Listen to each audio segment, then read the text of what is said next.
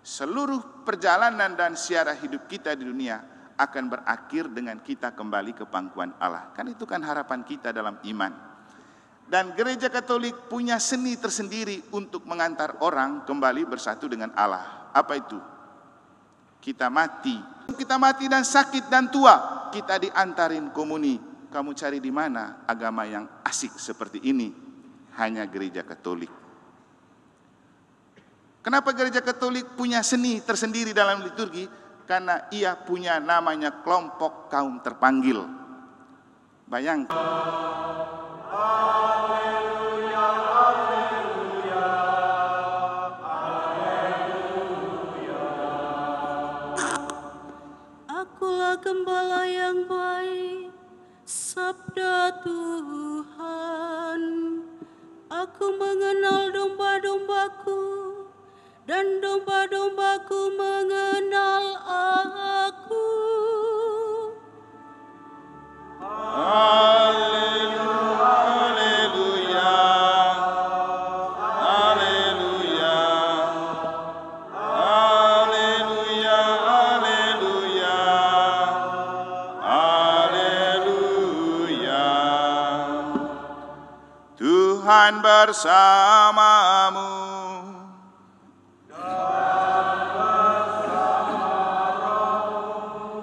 Inilah Injil suci menurut Yohanes.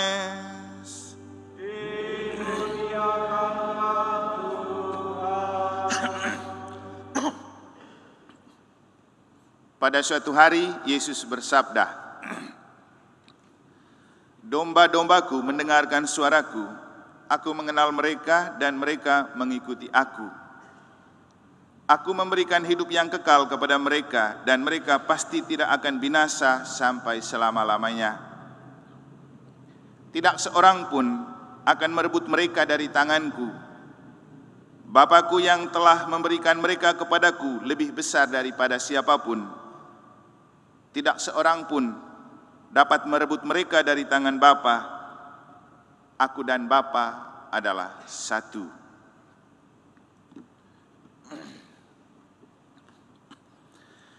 Demikianlah sabda Tuhan.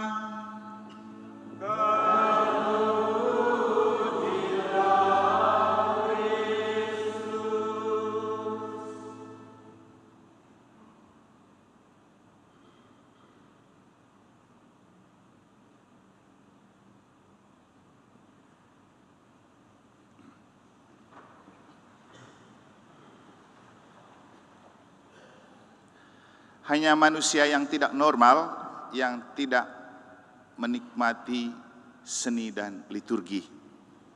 Itu kata-kata dari Menteri Agama Republik Indonesia, Nasaruddin Umar, semalam waktu kita misa di kantor Kemenak RI. Ketika beliau datang untuk membuka Munas LP3KN, itu yang mengurusi Pesparani. Saya sendiri hadir sebagai Ketua LP3KD NTB yang baru dipilih beberapa saat lalu. Frater, suster, Bapak, Ibu, saudara-saudari, tentu menarik untuk dimaknai ketika seorang Muslim, Imam Agung, Menteri Agama, berbicara tentang manusia yang tidak normal, yang tidak menikmati seni dan liturgi. Dan saya rasa itu banyak di gereja Katolik. Kenapa? Orang gereja Katolik tidak menikmati liturgi itu sebagai seni. Kenapa? Rasanya menjenuhkan, tidak hidup seperti di gereja lain. Benar kan? Cepat ngantuk, tidak mau lama-lama, kalau khotbah lihat jam terus. Cobalah kita belajar untuk melihat liturgi sebagai sebuah seni, seni berjumpa dengan Allah. Cobalah kita melihat misa sebagai seni, seni kita berjumpa dengan Allah. Karena tidak ada lagi di tempat lain kita berjumpa dengan Allah secara nyata kecuali dalam misa. Dan Bapak Ibu, liturgi kita penuh seni. Coba kamu bernyanyi dengan baik sebagai sebuah ekspresi seni. Mantap. Bermain musik dengan baik. Kita para pastor berkhotbah sebagai sebuah seni yang dalam ilmu namanya retorika, seni berbicara dengan baik. Jadi kalau kita menampilkan seni dalam liturgi, itu yang membuat liturgi itu menarik. Tapi apapun seni dan liturgi, kembali ke hati. Punya hati yang terbuka terhadap panggilan Allah enggak? Pernah enggak kita menyadari bahwa ketika kita datang misa, itu karena kita menghargai panggilan Tuhan? Nah, Bapak Ibu Saudara-saudari, hari ini gereja merayakan atau mendedikasikan minggu keempat Paskah itu dengan hari panggilan sedunia yang ke-62 yang dicanangkan oleh Paus Fransiskus dengan tema Pesiarahan Harapan, Anugerah Kehidupan. Untuk mengingatkan kita bahwa hidup adalah sebuah pesiarahan, perjalanan tanpa henti yang baru berhenti dan berakhir ketika kita menghembuskan nafas, tapi kita tidak tahu kita akan kemana. Kita berharap bahwa kita akan kembali menyatu dengan Allah yang menciptakan kita dan menghembuskan nafas itu di dalam diri kita melalui iman. Maka dalam iman kita berharap seluruh perjalanan dan siara hidup kita di dunia akan berakhir dengan kita kembali ke pangkuan Allah. Kan itu kan harapan kita dalam iman. Dan gereja Katolik punya seni tersendiri untuk mengantar orang kembali bersatu dengan Allah. Apa itu? Kita mati, baringkan di gereja, dirayakan misa, dinyalakan lilin Paskah, dikembalikan dalam nama Bapa dan Putra dan Roh Kudus. Coba cari di agama lain, adakah kesenian seperti itu untuk menghargai kematian? Sebelum kita mati masih juga diolesi dengan minyak suci, sakramen minyak suci. Sebelum kita mati dan sakit dan tua, kita diantarin komuni. Kamu cari di mana agama yang asik seperti ini? Hanya gereja Katolik. Kenapa gereja Katolik punya seni tersendiri dalam liturgi? Karena ia punya namanya kelompok kaum terpanggil. Bayangkan Bapak Ibu, kalau tidak ada paus, bagaimana rasanya jadi Katolik? Bayangkan di antara pemimpin hebat di dunia, mana yang paling menyedot perhatian orang untuk pilih pemimpin? Paus. Betapa sangat istimewanya menjadi Katolik, kan? Nah, lagi-lagi, apa yang membuat Katolik itu istimewa? Ada yang tahu jawabannya? Apa yang membuat Katolik itu istimewa? Apa? Samuel? Tidak tahu. Yang membuat Katolik istimewa itu adalah ada kaum tertabis, yaitu imam. Di tempat lain kamu cari di mana? Di tempat lain banyak orang kaum berjubah, tapi spiritual enggak. Saya berkhotbah di lingkungan Gebang beberapa malam lalu sebelum ke Jakarta. Saya bilang, banyak orang bisa pakai jubah, tapi apakah itu disebut rohaniwan? Tidak. Rohaniwan itu adalah orang yang tidak hanya berjubah, tapi dia urus rohani. Dan itulah kita ini, rohaniwan. Dan dalam doa tadi, kita menemukan 3 jenis panggilan hidup, yaitu panggilan hidup imamat, panggilan hidup bakti, panggilan hidup keluarga. Panggilan hidup imamat itu kaum khusus yang tertabis, para imam. Panggilan hidup bakti itu para kongregasi seperti bruder, suster. Panggilan keluarga itu Bapak Ibu semua. Dibagi lagi, di dalam keluarga itu panggilan macam-macam. Ada sebagai bapak, ada sebagai ibu, ada sebagai anak, ada sebagai direktur, ada segala macam sesuai dengan kamu punya pekerjaan. Nah, bagaimana supaya panggilan itu berahmat dan berbuah? Itu yang jadi masalah. Kita semua terpanggil, tapi bagaimana supaya dia berahmat dan berbuah? Bapak Ibu Saudara sadari, kalau kita bicara panggilan dalam konteks zaman milenial seperti sekarang, maka kita hanya ingat 3 kata, yaitu video call, voice call, dan miss call. Di antara 3 jenis panggilan ini, yang terkait dengan panggilan Tuhan itu apa? Apa? Video call? Pak Richard pernah video call dengan Tuhan?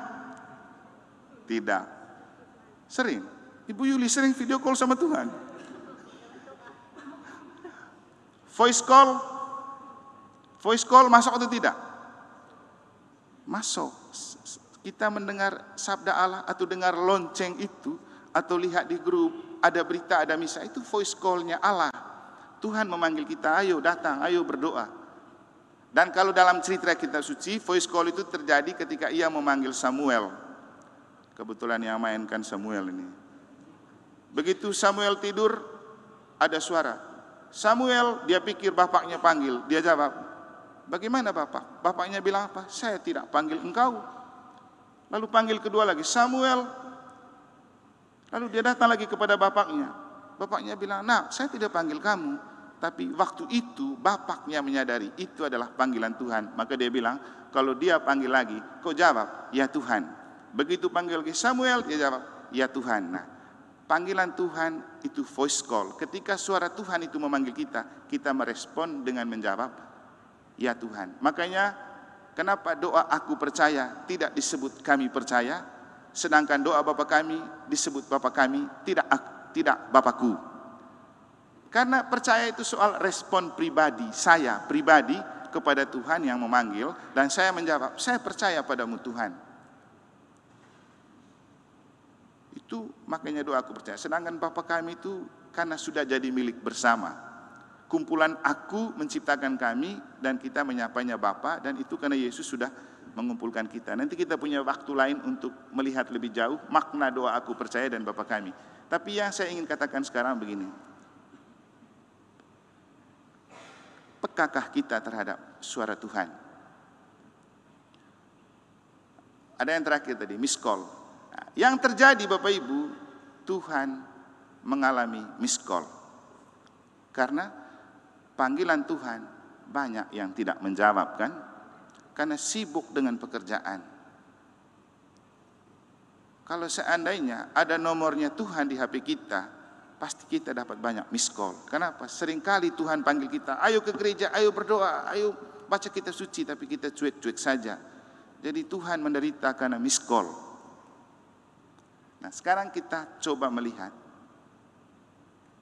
kenapa panggilan untuk menjadi imam dan hidup bakti itu susah. Saya saja untuk jadi imam butuh 13 tahun sekolah.